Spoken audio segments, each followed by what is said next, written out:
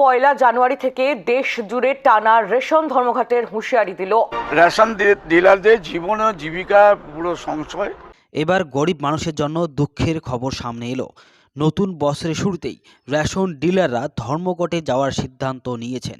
নানা দাবিতে 2024 সালের প্রথম দিন থেকেই লাগাতার রেশন ধর্মঘটে যেতে চলেছে All India Fair Price Shop Dealers Association. আর এই ঘটনা ঘটলে ভোগান্তির মুখে পড়বেন দেশের প্রায় 80 কোটি 35 লক্ষ রেশন উপভোক্তা।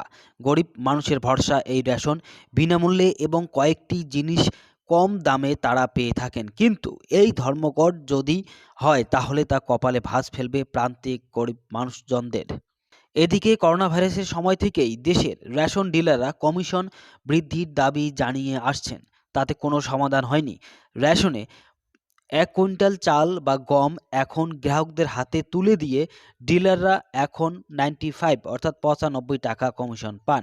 অথচ বিভিন্ন কমিটির সুপারিশে বলা হয়েছে 457 টাকা কমিশন করার কথা। সেটা না হওয়ায় ক্ষুব্ধ রেশন ডিলাররা। তার উপর রেশন গ্রাহকদের উপর নানা চাপ থাকেই, কিন্তু তাদের কথা সরকার শুনছে না বলে অভিযোগ। এইসব নানা কারণ নিয়ে এবার রেশন ডিলাররা ধর্মঘটের পথে হাঁটার সিদ্ধান্ত নিয়েছে।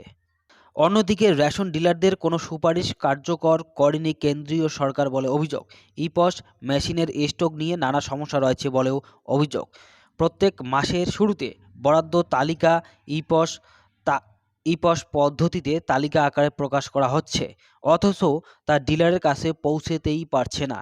এই নিয়ে একটা বিস্তর টানাপোড়েন চলছে, কারণ যে তালিকা প্রকাশ হচ্ছে আর যা হাতে পাচ্ছেন রেশন ডিলাররা তাতে বিস্তর গরমিল রয়েছে।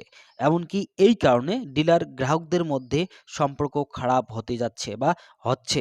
এটা নিয়ে বারবার বলেও কোনো সমাধান হয়নি বলেই অভিযোগ। তো এই ভিডিওটির মাঝখানে একটা রিকোয়েস্ট করব, আপনি যদি এই চ্যানেলটিকে এখনো পর্যন্ত সাবস্ক্রাইব করেননি তাহলে দয়া করে চ্যানেলটিকে সাবস্ক্রাইব করে সঙ্গে থাকার চেষ্টা করবেন এবং সম্পূর্ণ ভিডিওটি দেখার পর যদি উপকারে আসে বলে মনে হয় তাহলে অবশ্যই ভিডিওটি শেয়ার করার চেষ্টা করবেন। এছাড়া নিজেদের পকেট থেকে টাকা দিয়ে এভাবে মাসের পর মাস রেশন ডিলারদের পক্ষে গণবণ্টন ব্যবস্থা টেনে নিয়ে যাওয়া সম্ভব হচ্ছে না। এই সার্বিক পরিস্থিতির প্রতিবাদে আগামীকালকে 29শে ডিসেম্বর কলকাতায় খাদ্য ভবন অভিযান করবেন রেশন ডিলাররা। আর জানুয়ারি মাসের শুরুতে সংসদ ভবন অভিযান। 1 জানুয়ারি থেকে দেশ জুড়ে লাগাতার রেশন ধর্মঘট শুরু হবে। এই ধর্মঘটে সামিল হবেন দেশের 5,38,000 রেশন ডিলার, যার মধ্যে বাংলার 20,271 জন ডিলার রয়েছেন। এই ঘটনা ঘটলে অসুবিধায় পড়তে পারেন দেশের প্রায় 80 কোটি 35 লক্ষ রেশন উপভোক্তা, আর বাংলার রয়েছেন 8 কোটি 80 লক্ষ গ্রাহক। তো আশা করি আজকের এই ভিডিওটির মাধ্যমে রেশন সম্পর্কিত যে ইনফরমেশনটি বা যে তথ্যটি বা যে নিউজটি আপনাদের সঙ্গে শেয়ার করার চেষ্টা করলাম অবশ্যই বুঝতে পেরেছেন। তো সম্পূর্ণ ভিডিওটি মনোযোগ সহকারে দেখার জন্য আপনাকে অসংখ্য ধন্যবাদ। ভালো থাকবেন, সুস্থ থাকবেন, আবারও দেখা হবে নতুন কোনো একটা ভিডিও নিয়ে। ধন্যবাদ।